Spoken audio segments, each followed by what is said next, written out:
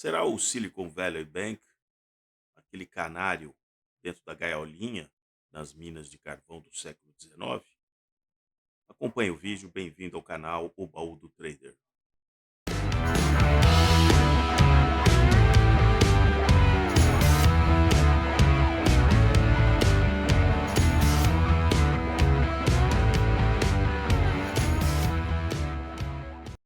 Eu vou usar uma frase que foi dita dias atrás pelo Ray Dalio, aquele grande gestor de hedge fund. Ele diz que a falência do Silicon Valley Bank pode ser o primeiro indício de uma sequência de um ambiente tóxico para o mercado financeiro em breve. Ainda não podemos mensurar realmente qual será o tamanho do estrago, mas o Valley Bank pode ser sim aquele pequeno canário colocado numa gaiola que os mineiros levavam nas profundezas das minas de carvão, e quando o dióxido de carbono atingia níveis que já eram muito danosos, quem morria primeiro era o canário. O Silicon Valley Bank, ele acabou sendo vítima de uma situação de um descasamento entre o chamado passivo, que é o dinheiro que as pessoas depositam no banco, ou seja, é um passivo porque o banco tem a obrigação de em algum momento devolver esse dinheiro com algum juro que foi acordado ali. E o Silicon Valley Bank, nos últimos anos, ele quadriplicou o tamanho em termos de ativos. E ele passou a investir, é um dos maiores investidores em startups nos Estados Unidos. Pois bem, isso num cenário em que o juro era muito baixo. O Federal Reserve, ele anunciou várias vezes antecipadamente que ele começaria a subir a taxa de juros. Aqueles títulos de lastro do SVB foram comprados numa taxa muito menor do que a taxa praticada hoje. Então ele sofreu tremendamente com a marcação a mercado desses títulos. Ou seja, esses títulos hoje, como pagam prefixado com valores muito mais baixos do que o atual, você tem que fazer o ajuste através do valor de mercado. Provavelmente ele comprou títulos longos, de pelo menos 10 anos.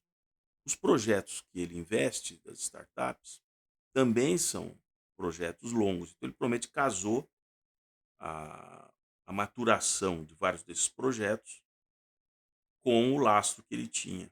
O que ele não contava é que num cenário econômico mais desafiador, muitos correntistas começassem a fazer retiradas de dinheiro.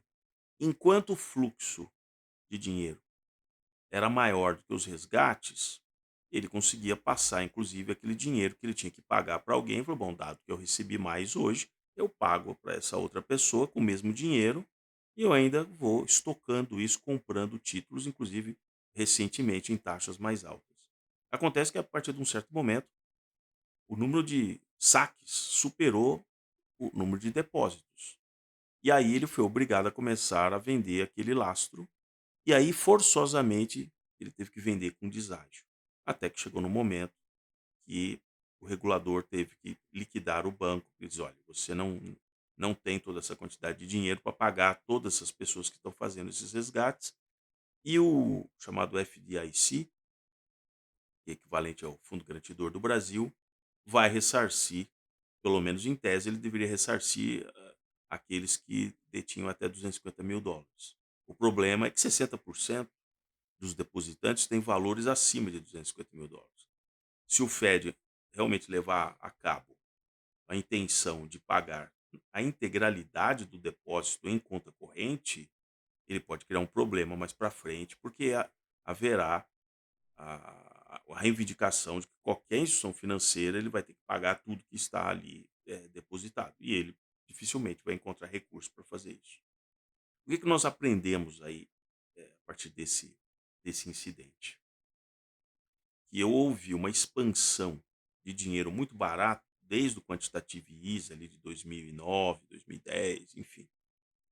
E isso foi empregado para muitos empreendimentos, principalmente startups, num cenário onde o juro negativo não neutralizava aqueles empreendimentos que de fato dariam resultado, que eram viáveis, e aqueles que não, estava tudo misturado. A partir do momento que o juro americano vai tender a mais de 5%, a taxa de retorno de vários desses empreendimentos, que são uma proposta de sucesso, né, muitos deles estão ainda no prejuízo e com o custo do dinheiro que você vai colocar cada vez maior. Então, muitas linhas, provavelmente, para as startups foram cortadas. Vocês vejam as empresas de tecnologia, quantas pessoas eles já estão demitindo, se preparando para um cenário mais difícil. Imagina uma pessoa desempregada como essa, para manter ali, muitas vezes, as despesas que ela tem, os compromissos, o financiamento, ela foi buscar dinheiro. Então, há uma tendência de que haja mais saques. Isso num banco que estava muito de nicho, localizado na Califórnia, pode ter ocorrido uma espécie de círculo vicioso, onde os grandes clientes que ele tinha na Califórnia eram pessoas que, ao mesmo tempo, se beneficiavam do dinheiro que esse banco emprestava para as empresas startups que eram os empregadores dessas pessoas. A partir do momento em que essa coisa começa a ter problema, todos descobrem que estavam ligados no mesmo risco.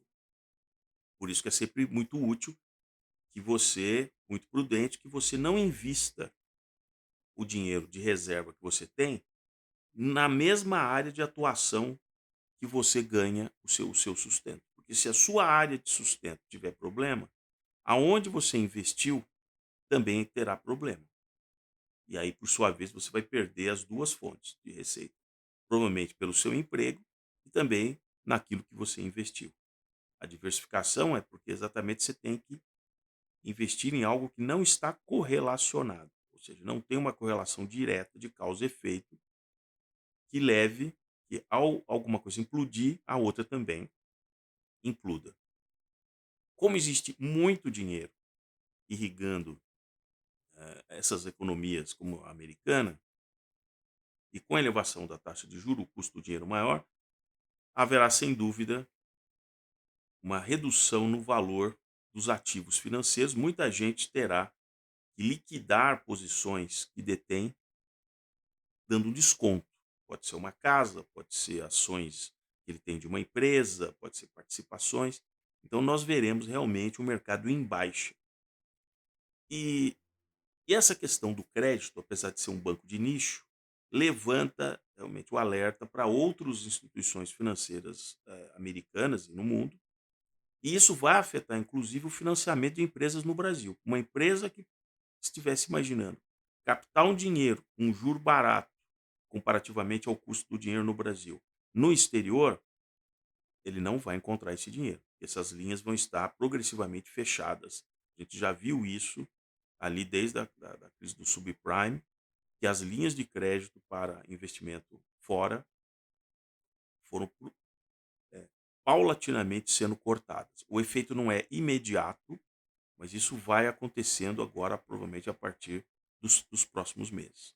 Então, isso não vai ajudar realmente do ponto de vista de crescimento para países emergentes, porque eles nos encaram esse dinheiro de fora, sob um certo aspecto, como se nós fôssemos uma gigantesca startup estrangeira. Ele tem que enviar um dinheiro para um país que tem uma série de dificuldades, que não consegue realmente pagar as suas contas, equilibrar as suas contas, isso é um fato, e ele vai ter que enviar um dinheiro para um investimento num país como esse. Então, se você gostou do vídeo aqui no canal O Baú do Trader, por favor, coloque aqui o seu joinha, se inscreva no canal, coloque o sininho para receber os próximos vídeos.